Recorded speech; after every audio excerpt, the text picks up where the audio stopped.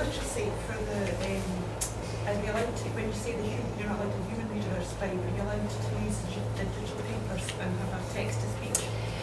When we consulted on this proposal, there was a lot of debate about the place of assistive technologies, and questions about, well, if you're not allowed a human screen reader, for example, why should you be if you're not allowed a human reader, why would you be allowed a screen reader and not just doing the same thing? And in our consideration of this, we determined that, thinking fully about the need to minimise disadvantage, if candidates, if that's their normal way of working using the assistive technology, like a screen reader, then we would allow it. The candidate is still working independently. They are in control of the evidence. The screen reader doesn't bring that level of interaction, intonation, nuance of language.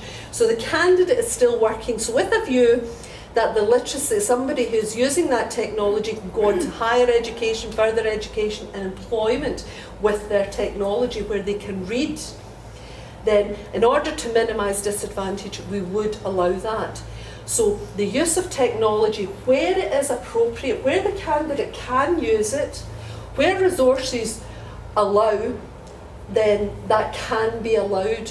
So it's not saying that you must use it, it's not our place to say you must do that, but if the candidate does use that assistive technology, then it can be allowed within the literacy unit. And as I talked about screen readers, voice recognition technology we recognise is not widely used, but the candidate could use a word processor with spell check. The candidate could have access to a dictionary or word bank, even predictive text.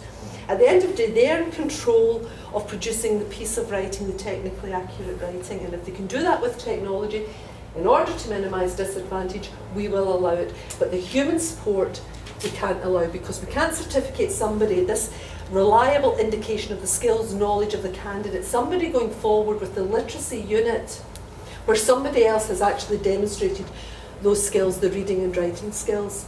So that was the basis, the rationale of the decision that we made in relation to the literacy unit. But remember, that's not English, it's still acceptable within English. It's the literacy unit.